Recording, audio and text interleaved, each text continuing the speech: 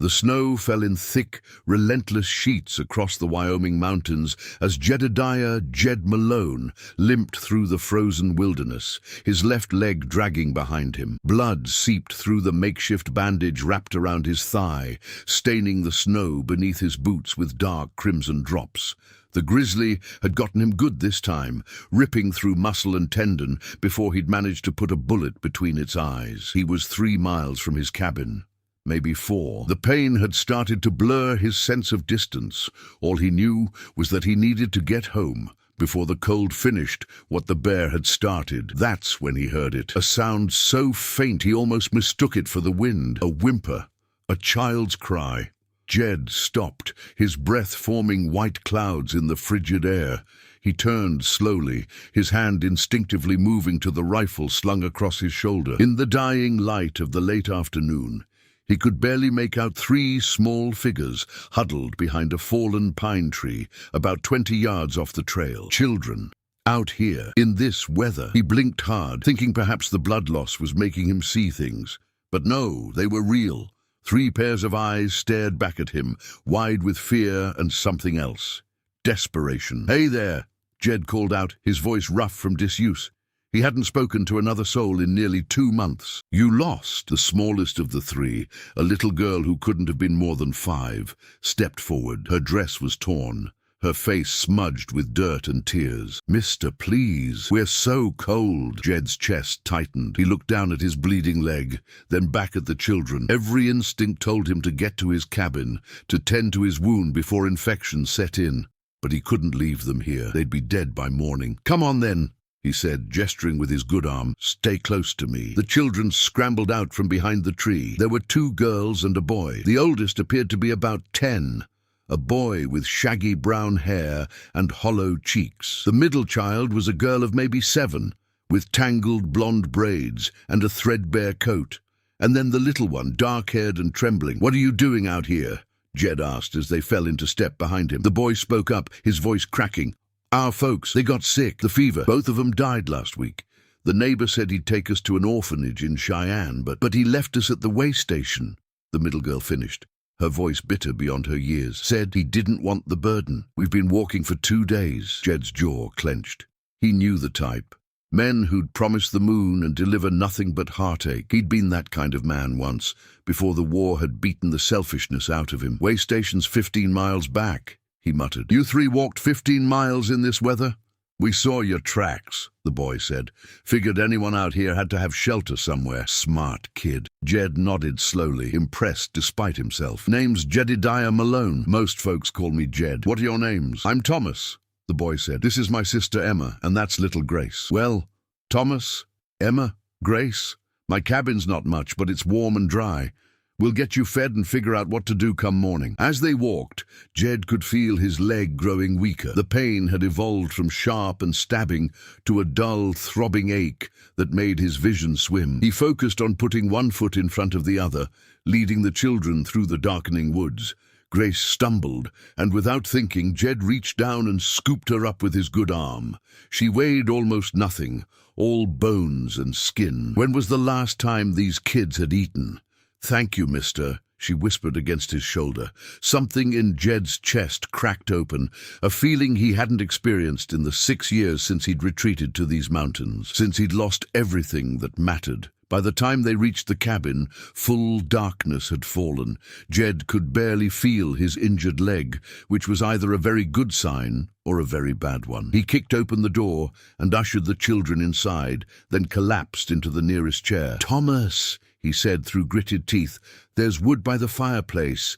Get a fire going. Emma, there's dried meat and beans in the cupboard above the wash basin. Grace, you just sit tight and warm yourself." The children moved with the efficiency of those who'd learned to fend for themselves. Within minutes, a fire crackled in the hearth, casting dancing shadows across the rough-hewn walls of Jed's home. He watched them through half-closed eyes, these 3 orphaned souls who'd stumbled into his isolated existence. The boy was competent, the way he stacked the wood and coaxed the flames to life.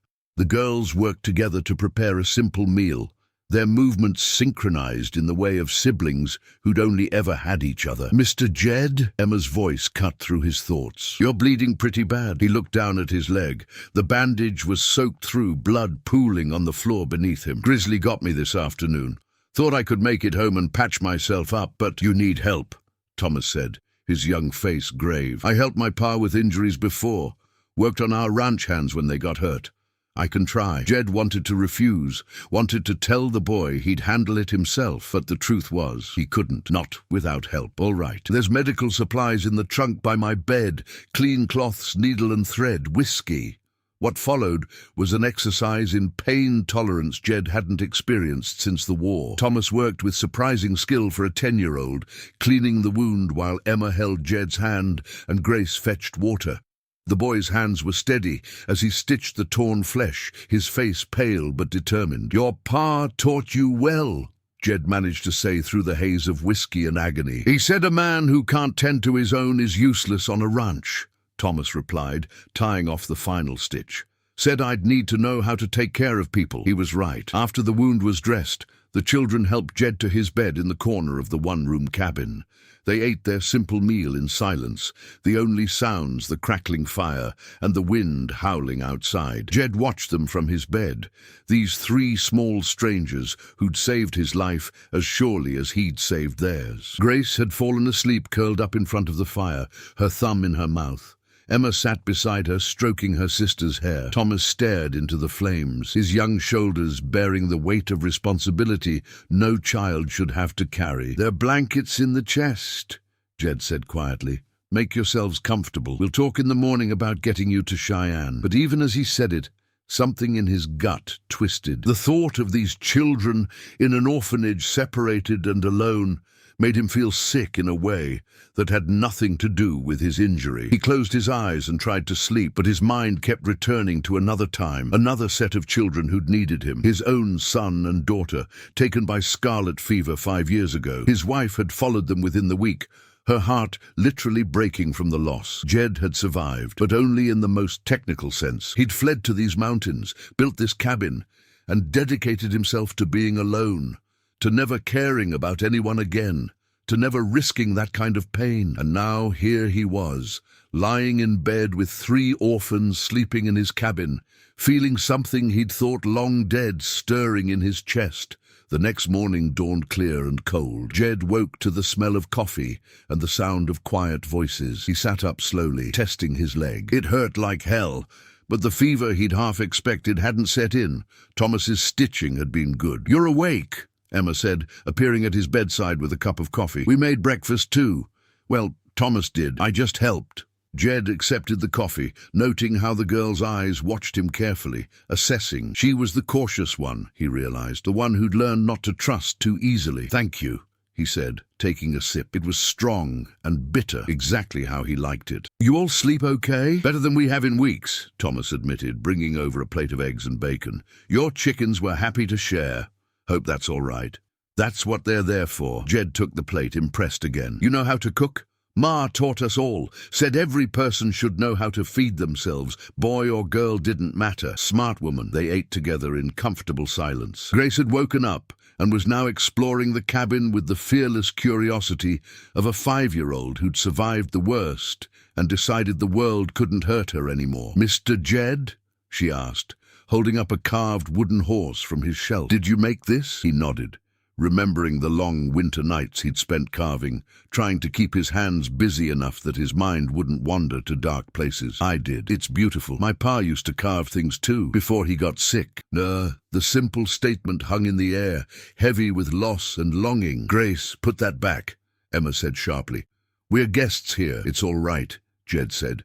"She can play with it if she wants." Grace's face lit up with a smile so bright it nearly hurt to look at. She clutched the horse to her chest like it was made of gold. After breakfast, Jed managed to hobble outside with Thomas's help.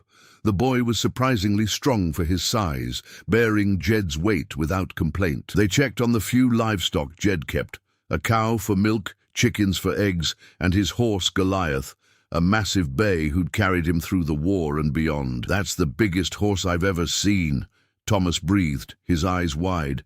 He's a draft horse. Got him from a farmer who was going to put him down for being too stubborn. Turns out stubborn was exactly what I needed. Jed ran his hand along Goliath's neck. He doesn't take to most people, so don't. Thomas had already approached the horse, his hand outstretched. To Jed's shock, Goliath lowered his head and nuzzled the boy's palm, gentle as a lamb. Well, I'll be damned, Jed muttered. He's lonely, Thomas said simply. Like us. The words struck Jed harder than he wanted to admit. He watched as the boy stroked Goliath's nose, talking to him in a low, soothing voice. There was something natural about it, something right. Over the next 3 days, as Jed's legs slowly healed, he found himself watching the children more and more. Thomas helped with the chores without being asked, feeding the animals and chopping wood with a determination that reminded Jed of himself at that age. Emma kept the cabin spotless and cooked meals that were simple but good. Grace brought laughter into the space, her giggles echoing off the walls as she played with the carved animals Jed found himself making for her. They filled his cabin with life in a way it hadn't known since he'd lost his own family. On the 4th morning, Jed woke to find Emma sitting at the table, crying silently into her hands. He got up carefully, his legs still sore but manageable, and sat down beside her. "What's wrong?" he asked gently. "Nothing," she said quickly, wiping her eyes. "I'm fine, Emma." She looked up at him, and in her eyes he saw the same fear he'd carried for 6 years, the fear of losing everything again. "We have to go to Cheyenne soon, don't we?" she whispered. "To the orphanage." Jed's throat tightened. That was the plan. They'll separate us. Thomas is old enough to be useful, so someone might take him. But Grace is too little, and she gestured at herself. "I'm not pretty or talented. No one's going to want me." "Now you listen to me," Jed said, his voice firm. "Any person who doesn't see your worth is a damn fool. You're brave and smart and kind. You take care of your family. That's more valuable than being pretty. But it won't matter at the orphanage. They always split up families. Everyone knows that." She was right, and they both knew it. Jed had heard the stories, siblings torn apart, sent to different homes or different towns, never to see each other again. "What if?" he started, then stopped. The words felt too big, too important to just throw out carelessly. Emma looked at him, hope flickering in her eyes. "What if what? What if you didn't go to the orphanage? Where else would we go? We don't have anyone." Jed took a deep breath. This was insane. He was a broken man living alone in the mountains. He had no business raising children. But the thought of these 3 being separated, of Grace losing her siblings, of Thomas having to be a man before his time, of Emma believing she wasn't wanted. "You could stay here," he said, "with me." Emma stared at him, her mouth falling open. "You mean you'd keep us?" "If you want to stay. I know I'm not much. I'm rough around the edges and I don't talk much, and this cabin is small. But there's room enough, and I could use the help around the place." And he paused, struggling for words. "And maybe you could use someone who won't give up on you." Tears streamed down Emma's face. "Really? You mean it? All 3 of us? All 3 of you? Can't split up a family. Wouldn't be right." She threw her arms around him, sobbing into his shoulder. Jed awkwardly patted her back, unused to physical affection, but finding he didn't mind it as much as he thought he would. Thomas and Grace emerged from their sleeping area, rubbing their eyes. "What's happening?" Thomas asked. "Mr. Jed says we can stay," Emma said, her voice muffled against Jed's shirt. "We don't have to go to the orphanage." Grace squealed and ran to them, wrapping her little arms around Jed's legs. Thomas stood back, his expression cautious. "You sure about this, Mr. Jed?" the boy asked. "That's a lot of extra mouths to feed, a lot of responsibility." "I'm sure, but I need to know you all are sure too. This isn't an easy life up here. Winters are hard. We have to work for everything we have. And I'm not," he struggled for the right words, "I'm not the easiest man to live with. I've been alone a long time. I might not always know the right thing to say or do." "You saved us," Thomas said simply, "when you were hurt and could have left us behind. You carried Grace when she couldn't walk anymore. You let me help you even though it hurt your pride. That tells me everything I need to know." Jed felt something warm spread through his chest, melting ice that had been frozen for 6 long years. "All right then, it's settled. You're staying." The weeks that followed were an adjustment for everyone. Jed had to relearn how to live with other people, how to consider their needs and feelings. He had to remember that children needed more than just food and shelter. They needed attention and affection and guidance. Thomas became his shadow, following him around the property and learning everything Jed had to teach. The boy was a natural with animals, and had a gift for fixing things that were broken. Jed taught him how to hunt, how to track, how to survive in the wilderness. Emma took over the household duties with a pride that made Jed's heart ache. She reminded him so much of his late wife, the way she hummed while she worked and insisted on keeping everything just so. He taught her how to preserve food for winter, how to make soap and candles, how to shoot a rifle in case she ever needed to protect herself. Grace simply brought joy. She sang made-up songs while she played, told elaborate stories about the carved animals Jed made for her, and insisted on hugging him goodnight every single evening. At first, the affection made him uncomfortable, but slowly he found himself looking forward to those small arms around his neck, that innocent voice saying, "I love you, Mr. Jed." No one had said those words to him in 6 years. Winter deepened, and the snow piled high around the cabin.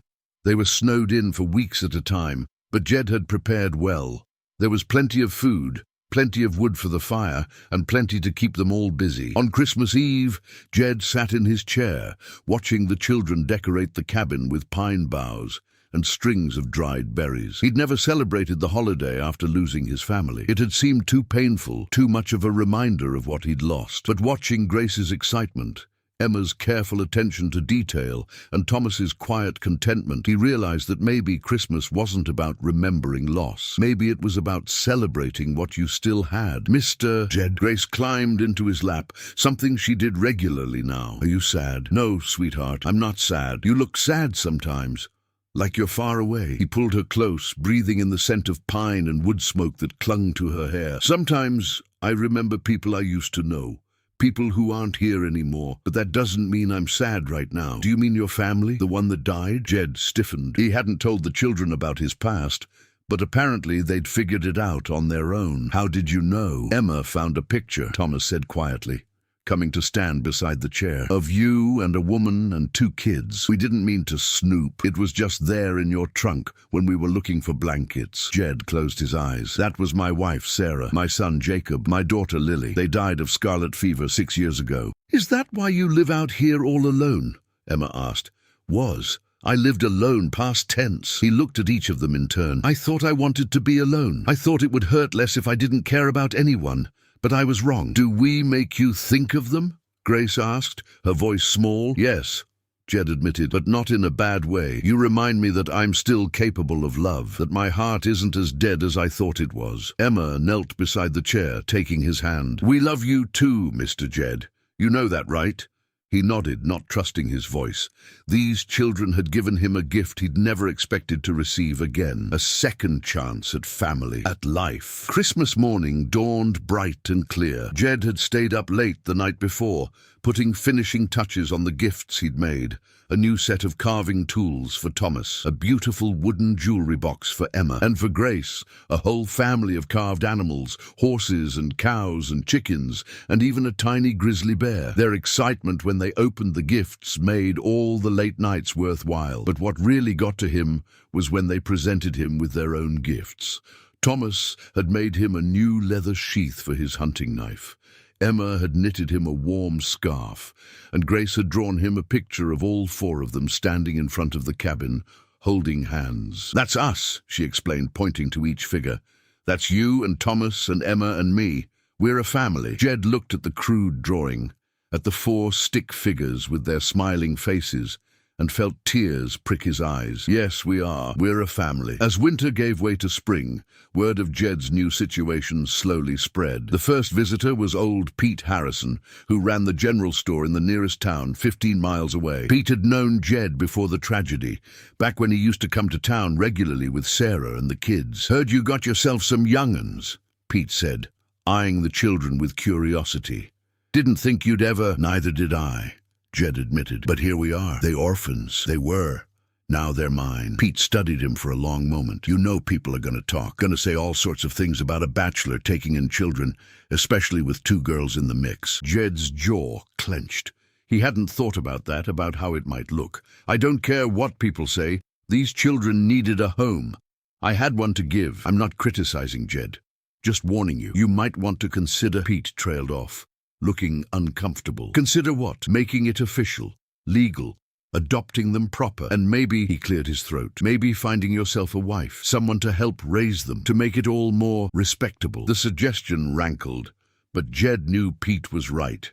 A single man raising 3 children, especially 2 girls, was bound to raise eyebrows. But the thought of marrying just for appearances, of bringing a stranger into their home, made him feel sick. "I'll think about the adoption," he said finally. "As for the rest, I'll cross that bridge when I come to it." Pete left with a list of supplies Jed needed and a promise to spread the word that the children were being well cared for. But his words lingered, planting seeds of worry in Jed's mind. What if people did talk? What if they tried to take the children away? He'd just found them. He couldn't lose them now. That night, after the children were asleep, Jed sat by the fire and thought about his options. He could adopt them formally, which would give them legal protection. But Pete was right about the optics. A single man raising 2 girls was seen as improper in polite society. He thought about his wife, about how she would have handled this situation. Sarah had always been practical, always thought 3 steps ahead. She would have told him to do whatever was necessary to protect the children. The answer came to him as he was drifting off to sleep. There was a woman in town, a widow named Catherine Shaw, who'd lost her husband in a mining accident 2 years ago. She was raising her own young son alone and struggling to make ends meet. Jed had heard she was considering selling her house and moving back east to live with family. What if he proposed a marriage of convenience, a practical arrangement that would give both of them what they needed? She'd have financial security, and he'd have the respectability necessary to keep the children safe. It wasn't romantic. It wasn't what he'd had with Sarah, but maybe that was better. Maybe a marriage based on practical needs rather than love would hurt less if something went wrong. The next time he went to town, he sought out Catherine Shaw. She was a tall, slender woman with auburn hair and tired green eyes. Her son Daniel was 8 years old and had his mother's quiet demeanor. Jed found her at the boarding house where she worked as a cook, her hands covered in flour as she kneaded bread dough. When she saw him standing in the doorway, she wiped her hands on her apron and stepped outside to speak with him privately. "Mr. Malone," she said formally, "what can I do for you?" "Mrs. Shaw, I have a proposition for you," Jed began, feeling awkward and uncertain. "It's not romantic, and I don't want you to think I'm being improper, but I think we might be able to help each other." Catherine raised an eyebrow. "I'm listening." He explained his situation, the children he'd taken in, the concerns about propriety, the need for a woman's presence in the house. As he spoke, he watched her face carefully, trying to gauge her reaction. She was difficult to read, her expression neutral, but he noticed how her hands gripped her apron tightly. "I know it's unusual, but I thought maybe we could enter into a marriage of convenience. You'd have financial security. Your son would have a home and a father figure. The children would have a mother, and I'd have what I need to keep them safe." Catherine was quiet for a long moment, her green eyes studying him with an intensity that made him uncomfortable. Finally she spoke. "You don't love me." "No, ma'am, I don't. I respect you and I'd treat you well, but I won't lie and say I love you. My heart died with my wife." "And you don't expect me to love you either?" "No. I expect you to be a partner, a friend maybe in time, someone to help raise the children and keep the house running. But love, I don't think either of us is looking for that." Catherine turned away from him, staring out at the dusty street. "I've had 3 proposals in the last year, Mr. Malone, all from men who claimed to love me, men who wanted a cook and a housekeeper and someone to warm their bed. They dressed it up in pretty words, but that's all it was. Use." Jed felt his jaw tighten. "That's not what this is, isn't it?" She turned back to him, her eyes sharp. "You need someone to make your situation respectable. I need financial security. How is that different? Because I'm being honest about it. I'm not pretending this is something it's not. And I'm offering you a real partnership, not servitude. You'd have equal say in how the household is run, how the children are raised. I'm not looking for a servant, Mrs. Shaw. I'm looking for a partner." Catherine studied him for another long moment. "What about your bed?" Jed felt heat creep up his neck. "Separate. I wouldn't expect that wouldn't be part of the arrangement, unless you wanted it to be in time. But there'd be no pressure, no expectation. And if I never wanted it, then we'd live as friends and partners, nothing more." She seemed surprised by this, her eyebrows lifting slightly. "The other men who proposed, they made it very clear that would be expected. I'm not them." Catherine was quiet again, and Jed could see her weighing her options. Finally, she said, "I need to think about it. This is a big decision. It's not just about me. It's about Daniel, too." "I understand. Take all the time you need. But Mrs. Shaw, I want you to know that if you say yes, I'll do right by you and your boy. You'll never want for anything, and I'll never raise my hand to you or disrespect you. I may not love you, but I'll honor you. That's a promise." She nodded slowly. "Give me a week." Jed tipped his hat. A week it is. As he walked away, he found himself hoping she'd say yes, not just for the sake of the children, but because there was something about Catherine Shaw that he respected. She was direct and honest, qualities he valued. She didn't play games or manipulate. She said what she meant and meant what she said. The week passed slowly. Jed found himself thinking about Catherine more than he expected to. He wondered what she was thinking, whether she was leaning toward yes or no. The children asked questions about where he'd gone and why, and he found himself telling them the truth. "I asked Mrs. Shaw to marry me," he said one evening as they sat around the dinner table. Emma dropped her fork. "You what?" "Not for love," Jed clarified quickly. "For practical reasons. To make our situation more acceptable to the town folks." Thomas frowned. "Do we need to be more acceptable? Some people think a man raising children alone, especially girls, isn't proper." "I don't agree, but I also don't want to give anyone a reason to try to take you away from me." Grace climbed into his lap, her small face worried. "Is someone going to take us away?" Jed pulled her close. "Not if I can help it, sweetheart. That's why I asked Mrs. Shaw, to make sure you're protected." "Do you like her?" Emma asked carefully. "I respect her. She's a good woman who's had a hard time. And she has a son about your age, Thomas. I think you'd like him." Over the next few days, the children peppered him with questions about Catherine and Daniel. What did she look like? Was she nice? Would she be mean to them? Would Daniel fit in? Jed answered as best he could, but the truth was he didn't know Catherine well enough to give them real reassurance. He'd seen her around town over the years, knew her to be hard-working and honest, but beyond that, she was largely a mystery. On the 7th day, Catherine appeared at his cabin. Jed was outside chopping wood when he saw her riding up on a borrowed horse, Daniel sitting behind her. His heart started to race, though he couldn't say whether it was from hope or fear. "Mrs. Shaw," he said, setting down his axe, "you didn't have to come all the way out here." "I wanted to see the place," she said, dismounting. "Wanted to see where we'd be living if I said yes." Jed helped Daniel down from the horse, noting how the boy looked around with wide, curious eyes. "Fair enough. Let me show you around." He gave them a tour of the property, pointing out the cabin, the barn, the chicken coop, the garden plot. Catherine asked practical questions about water supply, food storage, winter preparations. She was assessing the situation with a businesswoman's eye, and Jed found himself appreciating her pragmatism. When they went inside the cabin, the children were there, having heard the horse approaching. They stood in a nervous cluster, watching Catherine and Daniel with wary eyes. "These are the children," Jed said. "Thomas, Emma, and Grace. This is Mrs. Shaw and her son, Daniel." For a moment, no one spoke. Then Grace, bless her fearless heart, walked right up to Catherine and looked up at her with those big, dark eyes. "Are you going to be our mama?" she asked. Catherine knelt down to Grace's level. "Would you want me to be?" Grace considered this seriously. "Will you be nice to us?" "I will. I promise." "Will you read us stories?" "If you'd like me to." "Will you make cookies?" Catherine smiled, a real smile that softened her whole face. "I make excellent cookies." Grace threw her arms around Catherine's neck. "Then yes, I want you to be our mama." Catherine looked startled but pleased. She hugged Grace back, and Jed saw tears shining in her eyes. When she looked up at him over Grace's shoulder, something passed between them, an understanding, a recognition that they were both doing this for the children, and that maybe, just maybe, it was the right thing to do.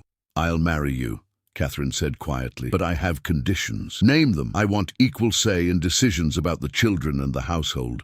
I want my own space, at least at first. And I want your promise that you'll never make me feel like a servant in my own home." "Done." "Anything else?" "I want us to be honest with each other. Always. No games, no pretending. If something's wrong, we talk about it." Jed nodded. "I can agree to that. I have a condition of my own." "What is it?" "Be patient with me. I haven't lived with other people in a long time. I'm going to make mistakes. I'm going to say the wrong thing or do something thoughtless.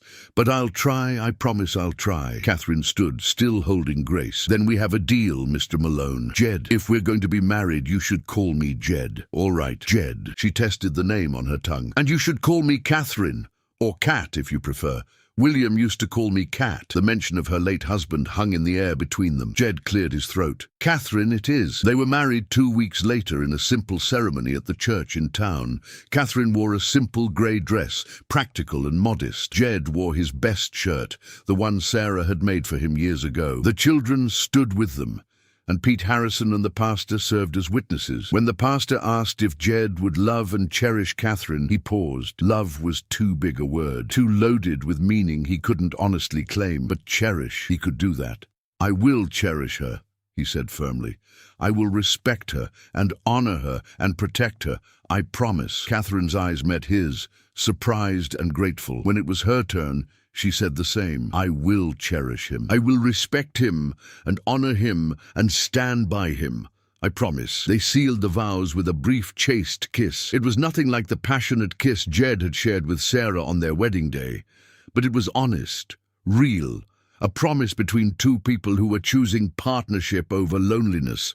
A week later, Catherine sent word that she'd accept his proposal. They were married in a simple ceremony at the church in town, with Pete Harrison and the pastor as witnesses. Catherine moved into the cabin with Daniel, and suddenly Jed's quiet mountain home was filled with 5 children and a wife he barely knew. The first few weeks were awkward for everyone. Catherine was formal and distant, treating the marriage like a business arrangement, which was what it was.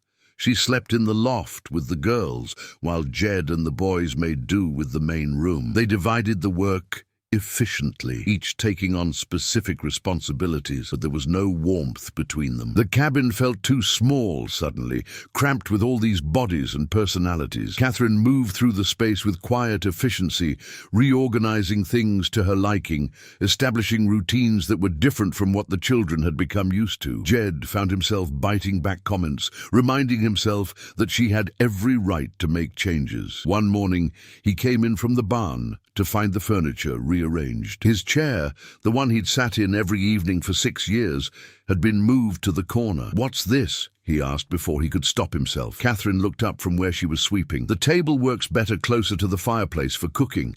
Your chair was in the way." "That's my chair." "I know. It's still your chair. It's just in a different spot." Jed felt his jaw clench.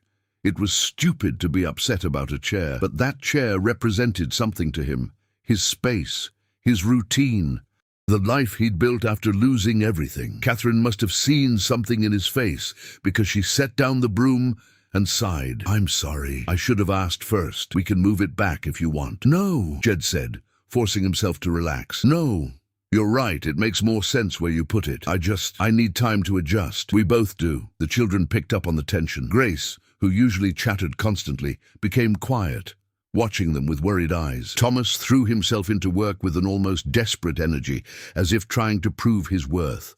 Emma watched Catherine with wary eyes, as if expecting her to turn cruel at any moment. Only Daniel seemed comfortable, grateful just to have a full belly and a warm place to sleep. The breaking point came about 3 weeks after the wedding. Jed had been working outside all day, repairing the barn roof. He came in exhausted, dirty, and hungry, expecting dinner to be ready. Instead, he found Catherine sitting at the table with her head in her hands, all 5 children standing around her, looking uncomfortable. "What's wrong?"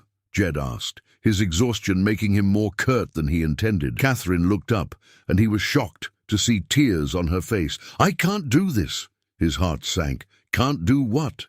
"This. All of this.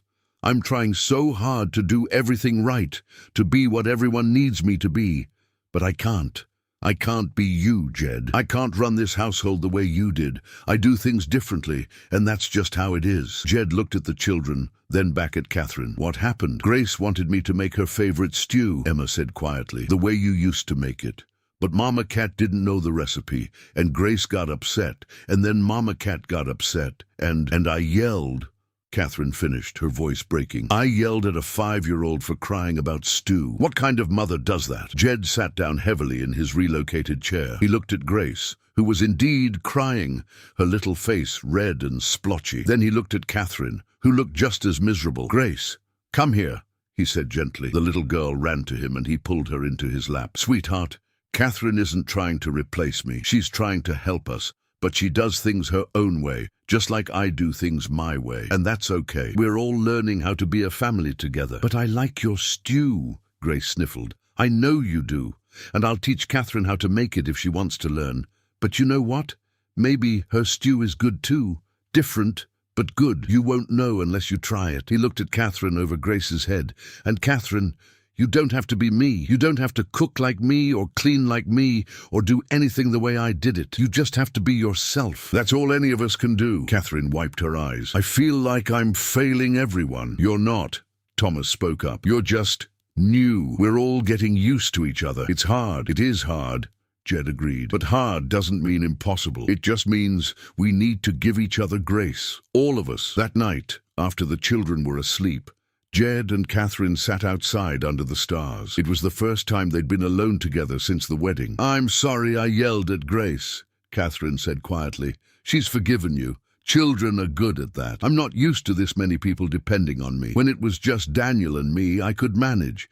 But 5 children, a husband, a household, it's overwhelming. Jed nodded. I felt the same way when the children first arrived. I'd been alone for so long I'd forgotten how to live with other people. How did you manage? One day at a time, one problem at a time. And I stopped trying to be perfect. Perfect is impossible. Good enough is, well, good enough. Catherine laughed, a sound with genuine humor in it this time. Good enough. I think I can manage that. There's something else we need to talk about, Jed said. We need to stop walking on eggshells around each other. This is your home now. You have every right to change things to make it comfortable for you. I just need you to talk to me about it first. Give me time to adjust, and I need you to tell me when I'm doing something wrong, Catherine replied. I can't read your mind. If you're upset about something, I need to know. Deal. They sat in comfortable silence for a moment. Then Catherine said, Tell me about Sarah. Jed stiffened. Why? Because she's part of you, part of your story. And if we're going to be partners, I need to understand where you came from. Jed was quiet for a long time, gathering his thoughts. Finally, he began to speak. Sarah and I grew up together. She lived on the neighboring ranch. We were friends first, before we were anything else. We used to sneak off to go fishing when we were supposed to be doing chores. He smiled at the memory. She could outfish me every time. Used to drive me crazy. When did you fall in love with her? I think I always loved her in some way, but I knew I was in love with her when I was 16. She fell off her horse and broke her arm. I carried her 2 miles back to her house. The whole time, she kept apologizing for being heavy. She wasn't heavy at all. She was perfect. Catherine was quiet, listening. We got married when I was 20. Had Jacob 2 years later, Lily 3 years after that. We had a good life, a simple life. We weren't rich, but we had enough. We were happy. What happened? Scarlet fever swept through the town. Jacob got it first. He was 8 years old. Strong and healthy one day, burning up with fever the next. He died within a week. Lily was 6. She lasted 5 days. Sarah, she nursed them both. Barely slept, barely ate. When they died, it broke something in her. She got the fever too, but I think she died of a broken heart more than anything else. And you? I lived. I don't know why. Part of me wished I hadn't. I buried my family, sold the ranch, and came here. I built this cabin, and I told myself I'd never care about anyone again, that it hurt too much to love people when you could lose them so easily. But then you found Thomas, Emma, and Grace. Yeah, and they needed me. I couldn't just walk away from them, even though part of me wanted to, even though I was terrified of caring about them. Catherine reached over and took his hand. It was the first time she'd initiated physical contact, and it surprised them both. I'm sorry you went through that. No one should have to bury their children. What about you? Jed asked. Tell me about William. William was a miner. He was funny and charming and completely impractical. He was always chasing the next big strike, convinced he was going to make us rich. He never did, but he never stopped trying either. How did he die? Cave-in. He and 3 other men were working a new shaft. The supports gave way. They were buried under tons of rock. It took them 2 days to dig the bodies out. Catherine's voice was steady, but Jed could hear the pain underneath. Daniel was 6. Old enough to understand his father was dead, but not old enough to understand why. That must have been hard. It was, especially because William left us with nothing. No savings, no property, nothing but debts. I've spent the last 2 years working every job I could find just to keep Daniel fed and clothed. I was running out of options when you proposed, so you married me for money. Catherine looked at him sharply. I married you for security, for a future for my son.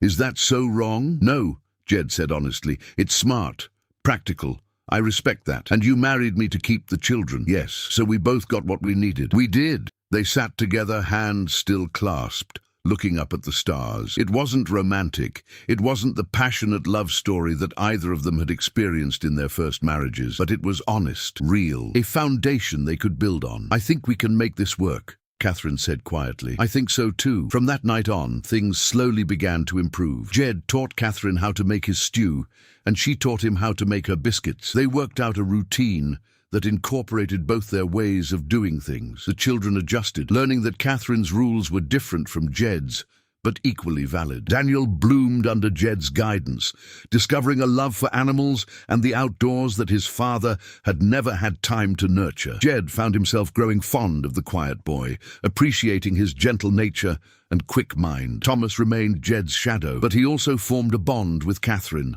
often seeking her advice on things he was too embarrassed to ask Jed about. Emma slowly warmed to Catherine, especially after Catherine taught her how to sew and even let her help with the cooking. Grace became Catherine's little helper, following her around and chattering endlessly about everything and nothing. Catherine was patient with her in a way that Jed found touching. She'd sit and listen to Grace's rambling stories, never cutting her off or telling her to be quiet. One afternoon, Jed came in from the fields to find Catherine teaching all three girls how to make bread. Flour covered the table, their hands, their faces. Grace was giggling as she punched down the dough. Emma was carefully shaping her loaf, her tongue sticking out in concentration.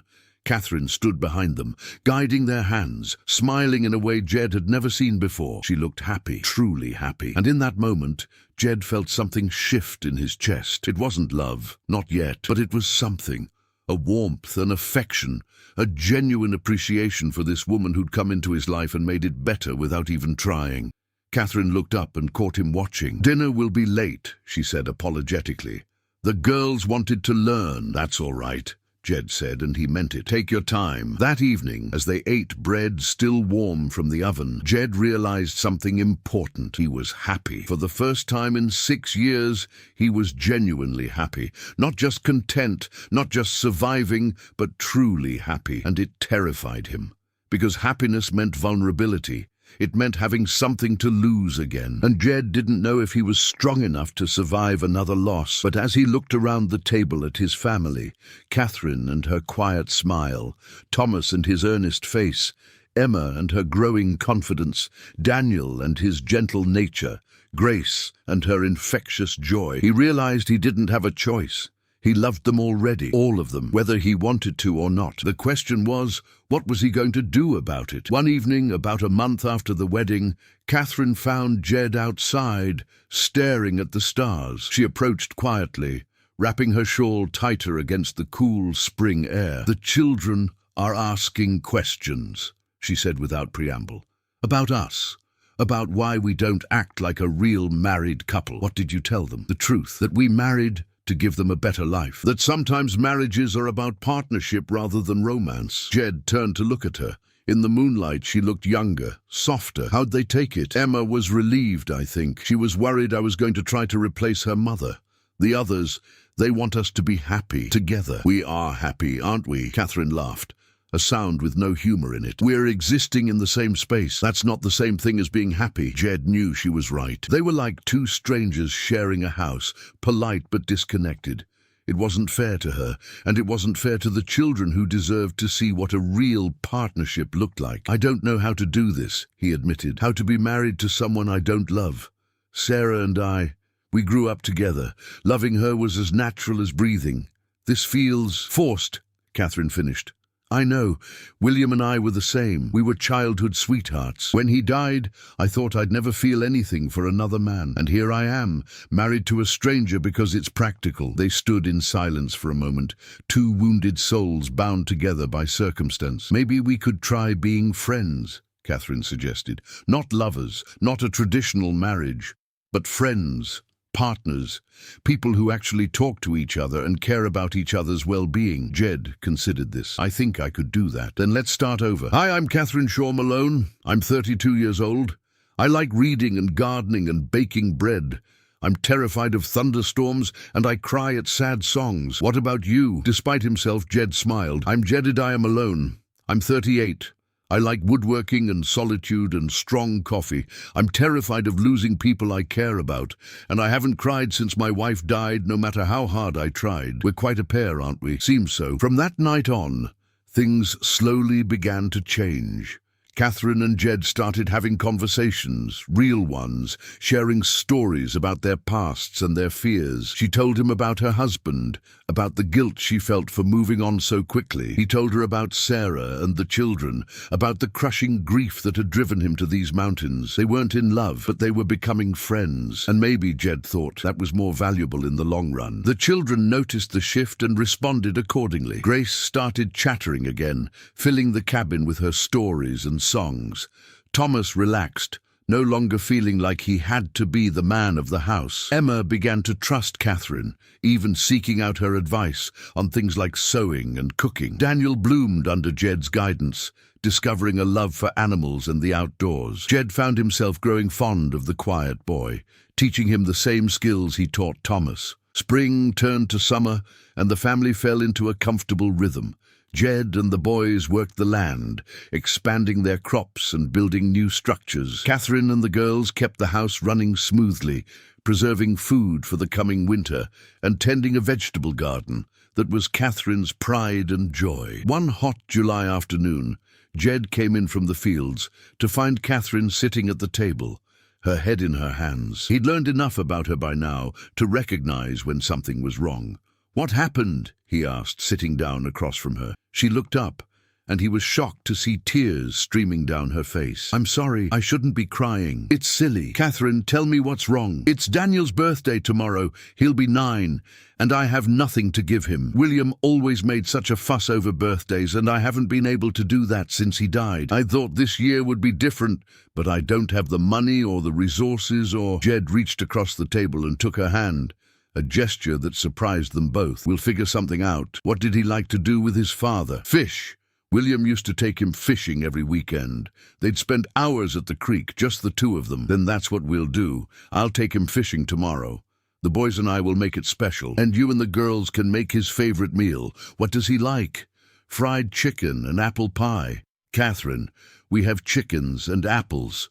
We can make that happen." She squeezed his hand, a genuine smile breaking through her tears. "Thank you. You're a good man, Jed Malone. You're a good woman, Catherine Malone, and Daniel's lucky to have you as a mother." The next day, Jed woke Daniel before dawn and took him, Thomas, and a hastily prepared fishing kit down to the creek. The boy's face lit up with a joy Jed hadn't seen before.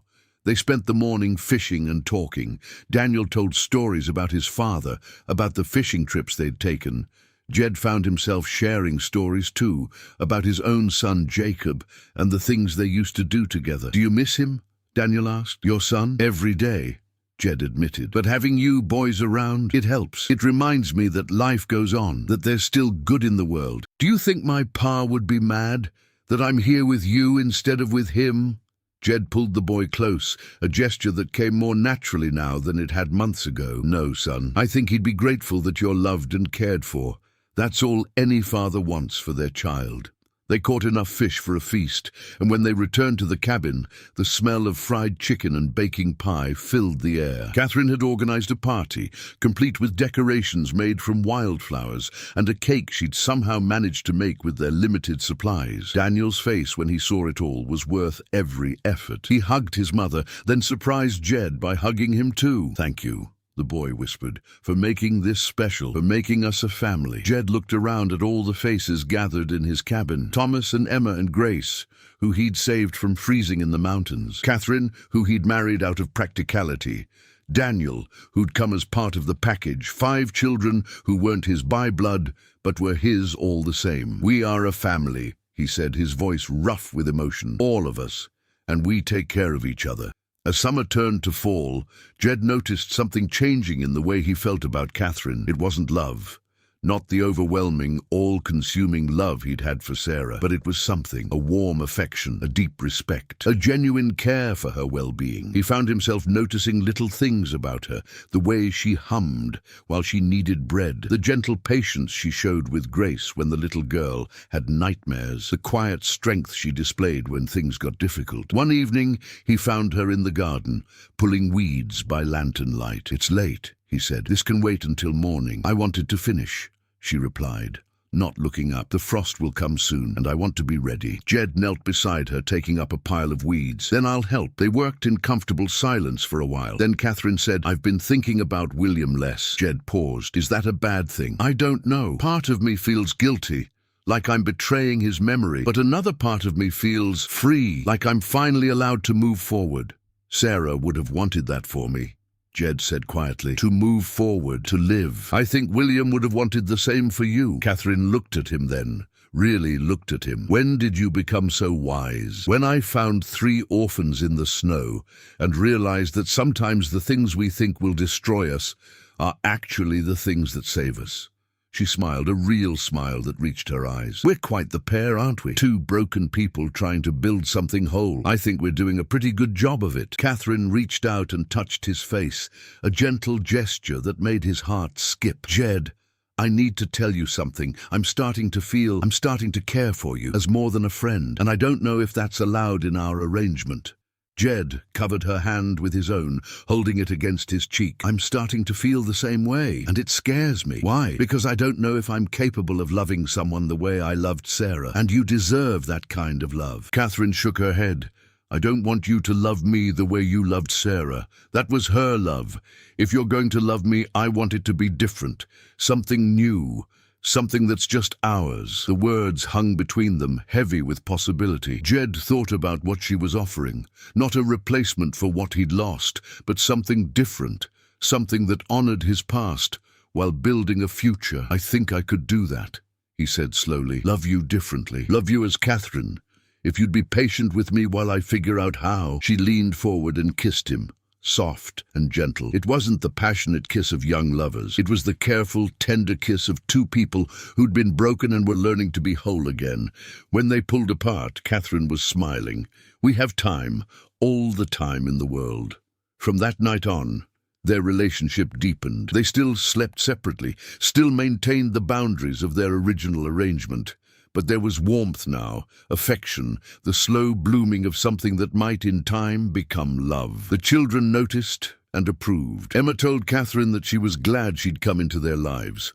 Thomas confided in Jed that he thought Catherine was good for him, that he seemed happier. Grace started calling Catherine Mama Cat, a nickname that stuck and made Catherine tear up every time she heard it. As winter approached again, Jed realized something had shifted in him. The grief that had defined him for 6 years was still there, but it no longer consumed him. He could remember Sarah and the children with love instead of crushing pain. He could imagine a future that included joy and happiness. One snowy December evening, as they all gathered around the fire, Catherine leaning against his shoulder while Grace played with her carved animals and the boys worked on a puzzle, Jed felt something he hadn't felt in years. "Peace. What are you thinking about?" Catherine asked softly. "About how sometimes the worst things lead to the best things. If I hadn't been attacked by that bear, I wouldn't have found the children. If I hadn't taken them in, I wouldn't have married you. All these pieces had to fall into place exactly the way they did. Do you believe in fate? I believe in second chances. I believe that even when we think our story is over, life can surprise us." Catherine smiled and kissed his cheek. "I love you, Jed Malone. Not the same way I loved William, but deeply and truly all the same." Jed turned to her, cupping her face in his hands. "I love you too, Catherine. You saved me as surely as I saved those children. You gave me a reason to come back to life." He kissed her then, not caring that the children were watching and giggling. This was his family, his second chance, his unexpected gift. The next spring, when the wildflowers bloomed and the snow melted from the mountains, Jed and Catherine renewed their vows in a proper ceremony. This time the children stood with them, and the words they spoke were about love, not convenience. Thomas was 13 now, tall and strong and capable. Emma was 10, blossoming into a confident young woman. Daniel was 9, still quiet but no longer timid. Grace was 6, full of life and laughter and endless stories. They were a family forged not by blood but by choice, by a wounded man who'd limped through the snow and found 3 orphans who needed saving, by a practical marriage that had become something real, by the slow, patient building of trust and affection. Years later, when people asked Jed about his children, he never said step or adopted. They were simply his, and when they asked how he'd come to have such a large, happy family, he'd smile and say, "3 orphans followed a banged-up cowboy home one winter day. Best decision I never made." Because that was the truth. He hadn't decided to save them. He hadn't decided to love them. He hadn't decided to build a life with Catherine. It had all just happened, one small choice at a time, until he looked up one day and realized he was happy. The town folks eventually stopped talking about the unusual arrangement. They saw how the children thrived under Jed and Catherine's care. They saw the crops flourishing and the homestead growing. They saw a family that, while unconventional, was filled with love and laughter. Pete Harrison, who'd been so concerned about respectability, became one of their staunchest supporters. Sometimes, he'd tell anyone who'd listen, God puts people together in unexpected ways, and sometimes those unexpected ways turn out to be exactly right, and he was right. Against all odds, a broken man, a struggling widow, and 5 orphaned children had become a family. Not perfect, not without challenges, but real and loving and whole. On quiet evenings, when the children were asleep and Catherine sat beside him on the porch, Jed would think about that snowy day when he'd heard a child's cry and had chosen to stop instead of walking on. That single moment of compassion had changed everything. "What are you thinking about?" Catherine would ask, the question that had become their ritual. "About how lucky I am," he'd always answer. "About how life gave me a second chance, and I was smart enough to take it." And Catherine would smile and take his hand, and they'd sit together watching the stars. 2 people who'd found their way back to life through the most unexpected path. The children grew up strong and happy. Thomas became a rancher like Jed, eventually building his own homestead nearby. Emma married a kind man from town and became a teacher. Daniel followed in Jed's footsteps, becoming a skilled tracker and outdoorsman. Grace, their littlest miracle, grew into a woman who never lost her joy or her gift for storytelling. They all stayed close, building their lives within a day's ride of the cabin where they'd become a family. And when they had children of their own, they brought them to visit Grandpa Jed and Grandma Cat, telling them the story of how 3 orphans had followed a wounded cowboy home and changed all their lives forever. Jed lived to be an old man, surrounded by children and grandchildren, and a wife who loved him deeply. When he finally passed, peacefully in his sleep at the age of 78, the entire town turned out for his funeral. They came to honor the man who'd shown them that family wasn't about blood or convention. It was about love and choice and the courage to open your heart even after it had been broken. Catherine lived another 5 years after Jed's death, surrounded by the family they'd built together. And when she passed, she was buried beside him on the hill overlooking the cabin where their unexpected family had first come together. Their story became legend in those parts, the tale of a wounded cowboy and 3 orphaned children who'd stumbled upon each other in the snow and built something beautiful from their shared brokenness. A reminder that sometimes the best things in life are the things we never planned for, the gifts that come disguised as burdens, the love that sneaks up on us when we're not looking. And every winter, when the snow fell thick and white across the Wyoming mountains, people would remember.